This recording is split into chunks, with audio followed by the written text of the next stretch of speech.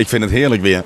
Ik moet eerlijkheidshalve zeggen, wij komen uit Spanje. Ik ben vanuit Alicante hier naartoe komen vliegen om deze feestweek mee te maken hier in Tirol. En wij zijn in Spanje vertrokken bij bijzonder slecht weer, met regen en onweer. En we komen hier in de stralende zon. Ik heb de zon meegenomen, ja.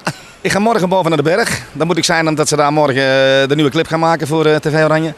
En dan ga ik toch wel even denk ik genieten van de view en wat het mooiste wat het allemaal te bieden heeft hier. Ik heb afgelopen zondagavond, dus de eerste avond dat hier de feestweek begon, heb ik in de tent gestaan op primetime, 9:30.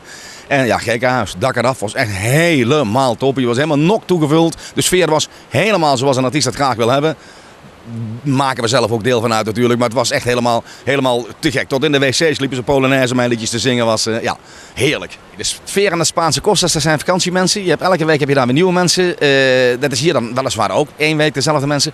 Maar aan de Spaanse Costas is het toch wat anders. Die mensen liggen de hele dag in de zon en die gaan s'avonds een borreltje pakken. Hier is het echt de hele dag door gebaseerd op het feit dat de mensen hier zijn. Je hebt hier een gezelschap, een gebondenheid, een feestweek. Dit is zo goed georganiseerd en zo leuk voor de artiesten om te doen, dat dit toch wel iets unieks heeft. Ik doe dit zeker net zo graag, misschien nog wel liever, als bij ons aan de Costas zingen.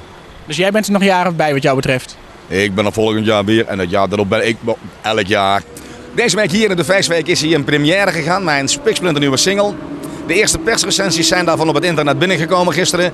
En er wordt gepraat over een verrassende, frisse, nieuwe single van Andy de Wit. Helemaal weer de stijl waar ik ooit mee begonnen ben. De Dali Dali, Music Maker stijl, de stijl van mijn eerste hitjes die ik allemaal gehad heb. Het is een lied, lekker met lekkere gitaartjes gespeeld. Het is een heel vrolijk, een fris liedje. We gaan daar vandaag en morgen gaan we daar hier in deze prachtige entourage die clip van opnemen. En die gaan jullie 1, 2, misschien wel 200 keer zien op TV Oranje. Dat weet ik zeker.